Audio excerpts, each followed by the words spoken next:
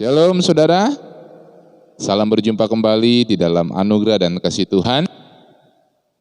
Terima kasih yang pertama tentunya buat Tuhan Yesus yang memberikan saya waktu untuk kembali bisa sharing firman Tuhan kepada saudara yang ada di persekutuan di tempat ini.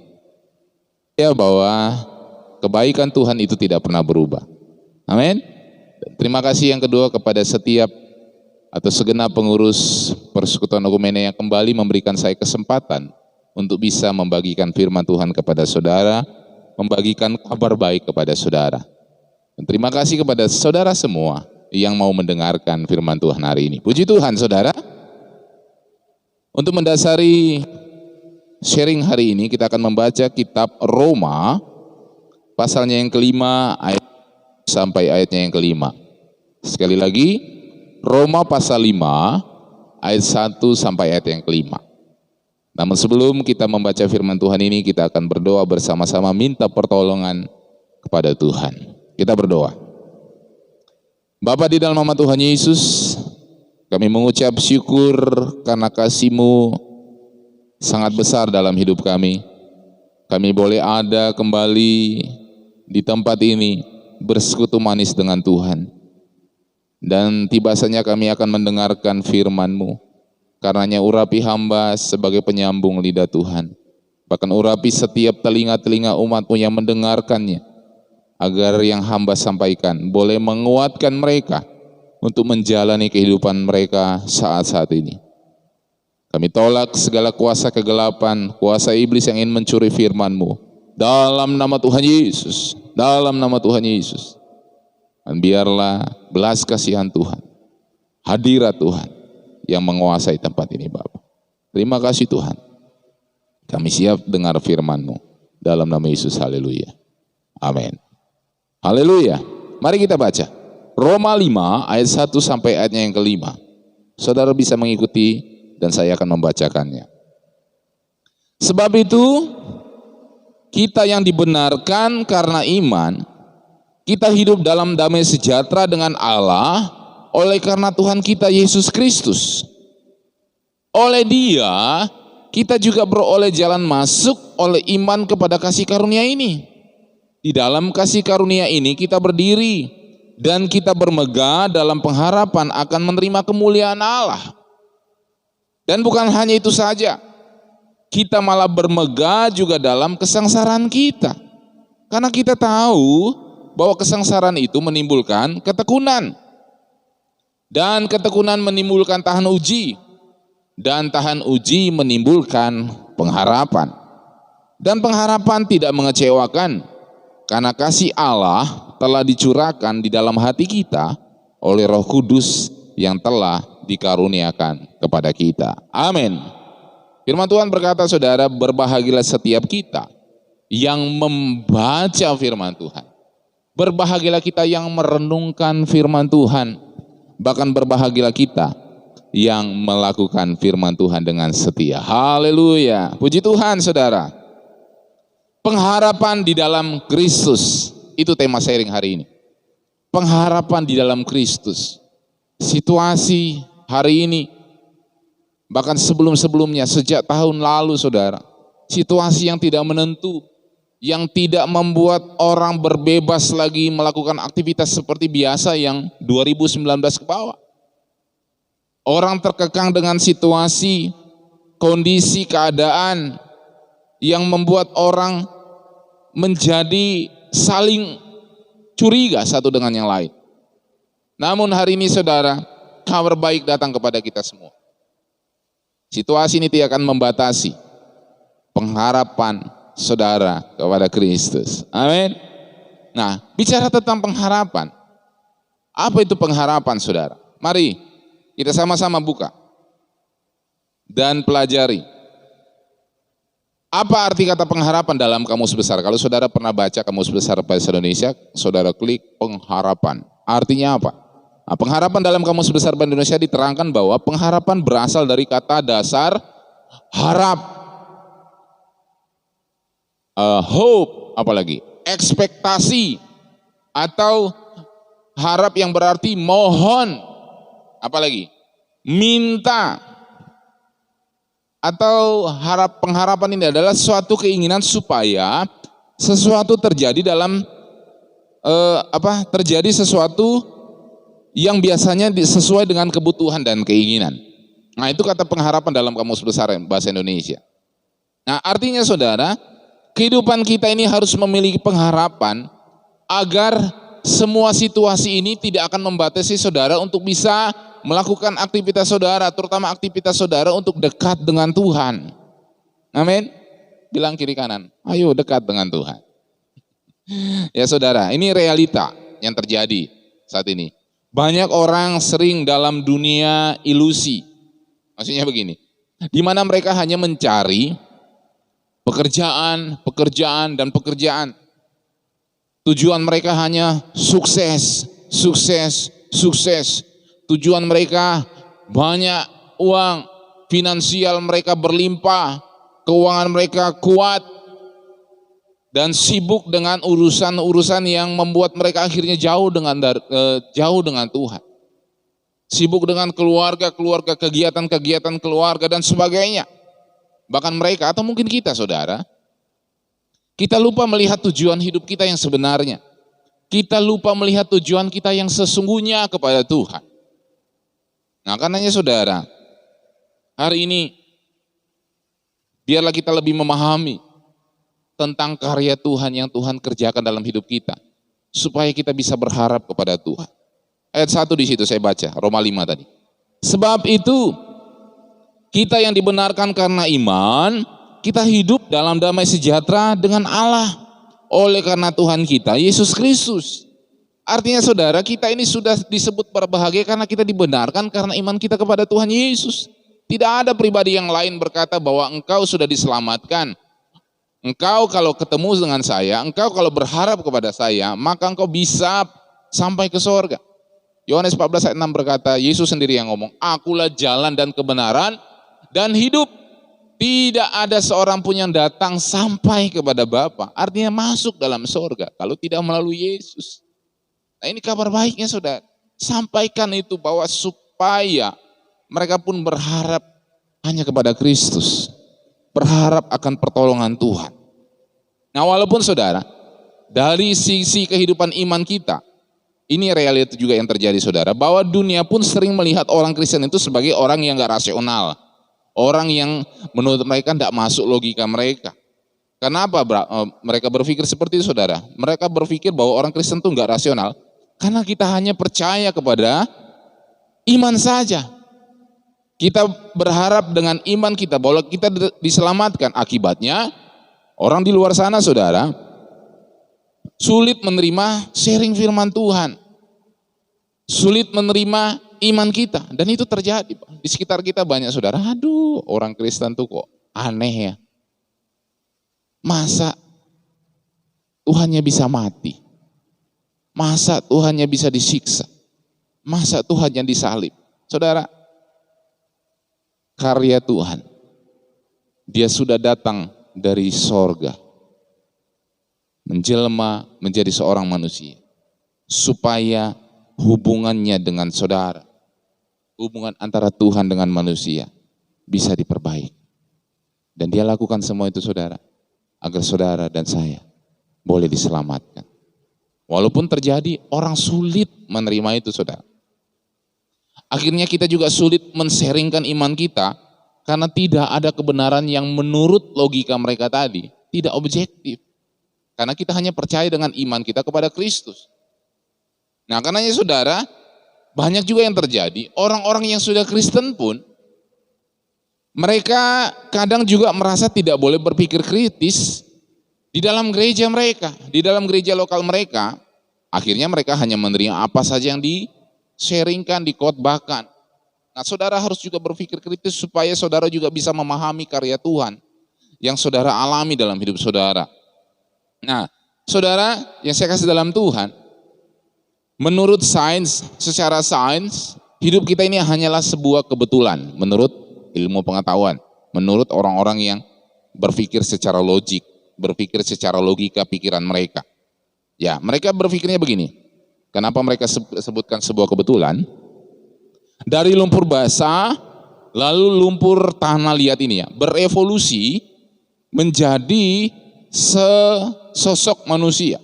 Ya, dari lumpur basah lalu berevolusi menjadi sampai pada akhirnya menjadi sebuah manusia atau seorang manusia. Pada akhirnya menurut mereka bahwa hidup manusia itu tidak lagi dianggap berarti oleh kebanyakan orang. Mereka berpikir seperti yang binatang begitu, bahwa lahir, besar, hidup, mati, selesai. Namun saudara, orang ateis ini adalah orang-orang yang tidak percaya ada Tuhan.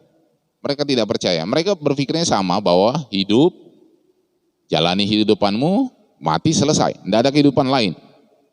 Betapa rumitnya hidup kita. Nah, begini saudara. Namun banyak orang ateis yang mulai melihat keajaiban dari sains yang menurut mereka tadi itu aneh.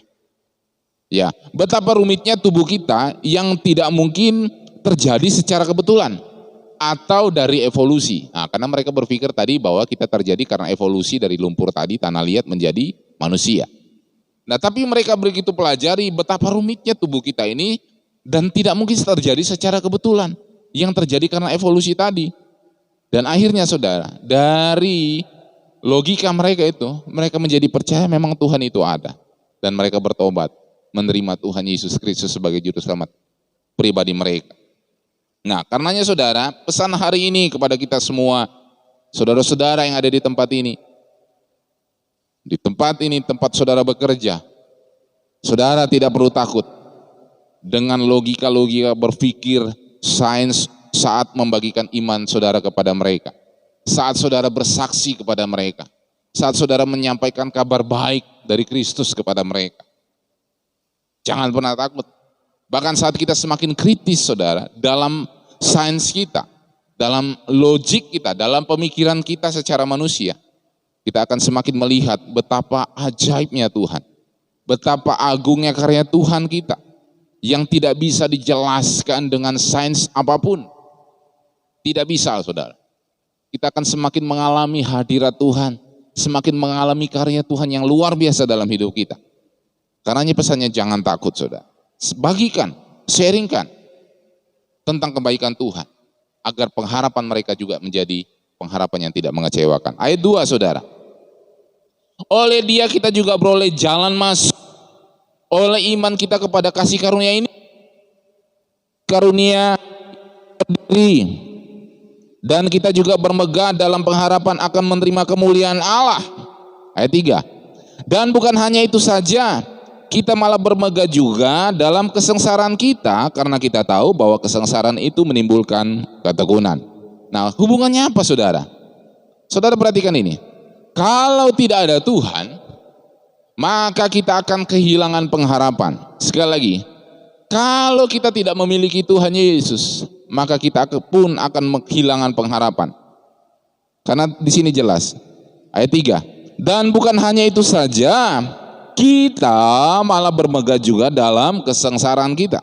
Sampai di situ dulu. Artinya saudara, walaupun situasi kita, kondisi kita, situasi saat ini saudara, membuat sepertinya kita terkekang, kita sengsara, dan tidak bisa lagi sebebas sebelum-sebelumnya. Kabar baiknya, tanpa pengharapan di dalam Kristus, kita pasti binasa. Kita pasti akan tidak baik-baik saja. Bahkan dari kejadian, saudara-saudara perhatikan Alkitab, dari kejadian Adam dan Hawa, begitu mereka jauh dari Tuhan, saat mereka jatuh dalam dosa,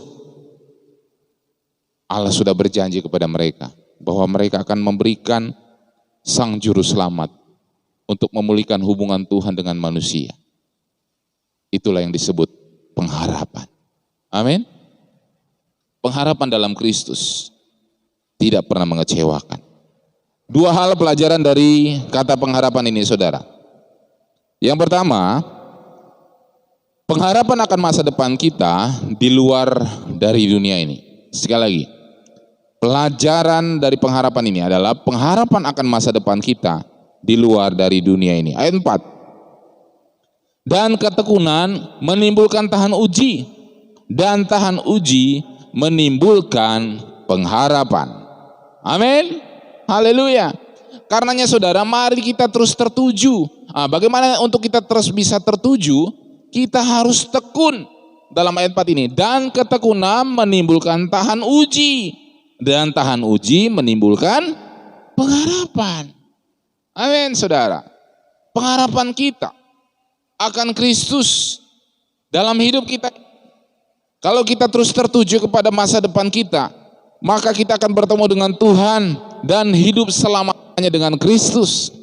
Kita akan memerintah bersama dengan Dia. Dan saudara akan hidup kekal bersama dengan Tuhan. Saudara, kematian bukanlah hal yang menakutkan, tapi menjadi sebuah pintu yang harus kita semua lalui.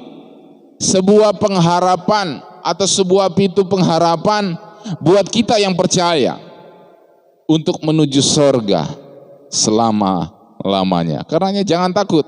Kita baca dulu Filipi pasalnya yang pertama, ayatnya yang ke-21. Saya baca dari ayat 20 ya.